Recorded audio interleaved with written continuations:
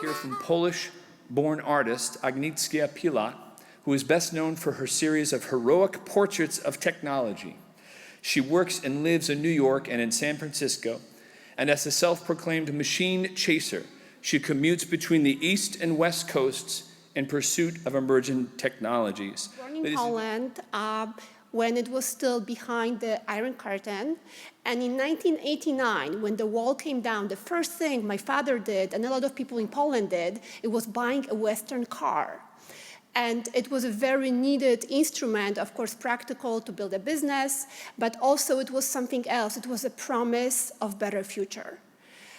So you might wonder, why am I telling you this? So the truth is, I am not really an expert on sustainability. In fact, I work with robots who are maybe not the most sustainable creatures right now. But I celebrate technology in my work because I really believe technology is the best tool we have to go into a better future. So how did I end up working with technology? So on the right side, you see this is a painting of mine I did a number of years ago. It was done at USS Hornet Museum aircraft carrier. It's a piece of machinery from an old plane, and it's dressed and it's very formal. It's like a portrait. So I was trained as a portrait painter with human sitters. But when you think about portraiture, portraiture really represents power in society. So you don't have to know history. You go to a museum, look at the wall, and you see who held power. So religious, of course, royal. Fast forward maybe the Dutch when the first capitalist society was coming, so a lot of portraiture of wealthy merchants. Fast forward America, Andy Warhol, celebrity or obsession with celebrity. Again, I grew up in Eastern Europe, so behind the walls, so working class. That was the portraiture. Right now, this is the me society, so selfies, right? Selfies #1 portraiture in the world right now. And I would argue that the next stage, the power is going to the machine fast. So that's why I work for the machine. I tell people I don't work for the man, I work for the machine. Machines are my patrons, and I treat them as human sitters. So this machine here shows up, dressed up very formally and dignified. So that's what I try to do for the machine and for technology. Now,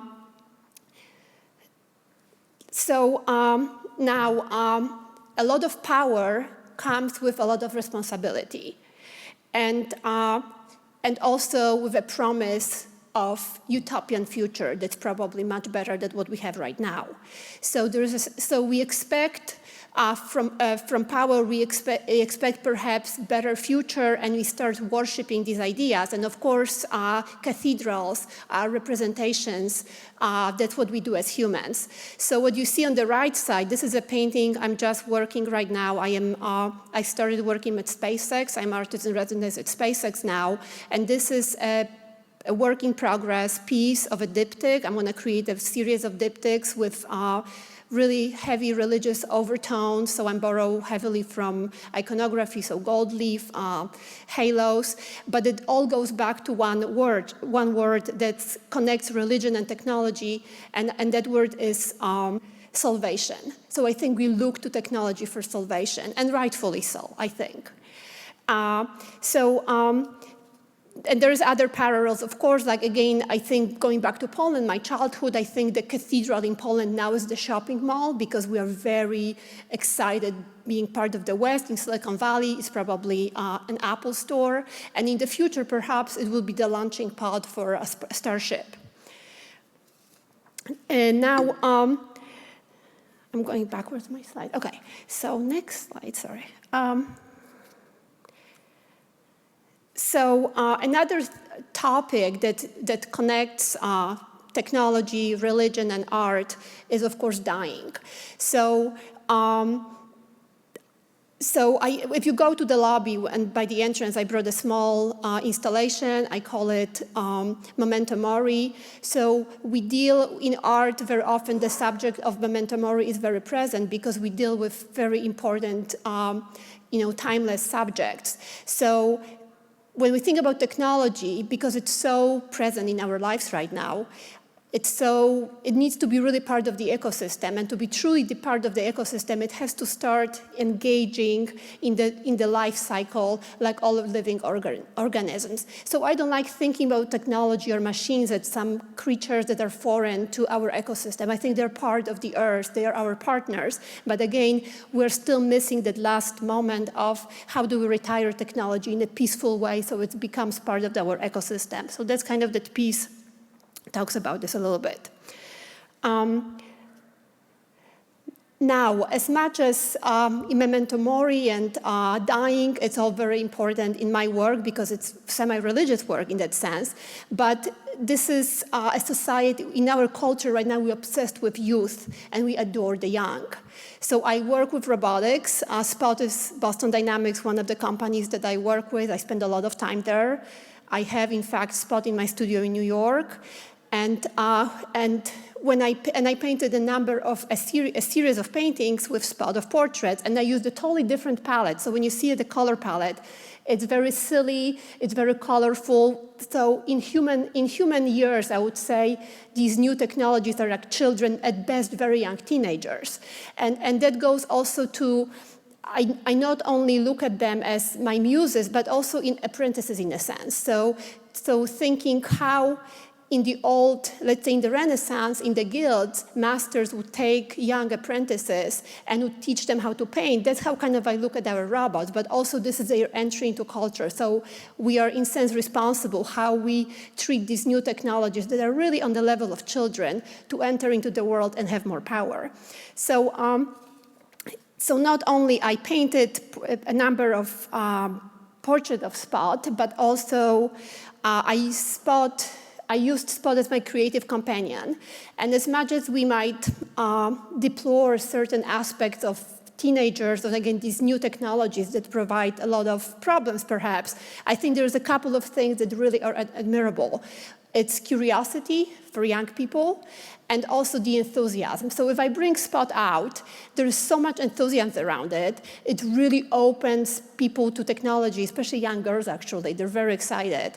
So when I create work with Spot, I do everything that is not expected from the machine. So from machine, you would expect work that's very, of course, mass-produced, very unoriginal, very predictable. When I work with robots, there's this little space when you think it's an encounter with another mind, and that's very engaging, and it's really a very big part of my work. That's why it's very whimsical. And it goes back also to the idea that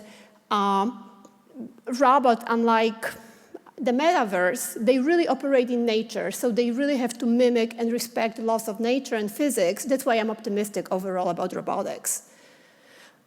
And this is just to give you an example of how I work with them. So let's see. So this is agility robotics. This is Digit. I just started working with Digit recently. And this is the first work we did together.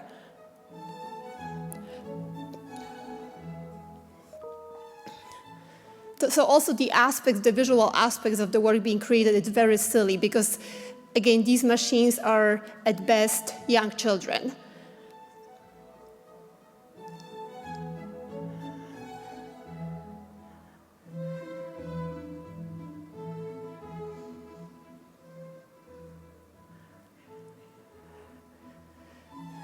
I'm gonna forward to the oops, go back. How do I do this? Oops. Well, I wanted to show you how Spot is working. It's going to be over, but it's OK. And Spot has a totally different personality. So this is my work also with Spot. Sorry, it's... So again, the idea really that feeling of encounter of another mind and something totally whimsical and unpredictable. And so this is, in short, I'm going to be short, this is my manifest for the future. So I think to change the planet, I think technology is an amazing tool. In my family, that car really delivered. And for all of Poland, the fact that we opened up and brought technology from the West changed the country tremendously, for me personally and for the family. So I think I'm overall very optimistic about technology. And yeah, that's my artist manifesto. Thank you so much.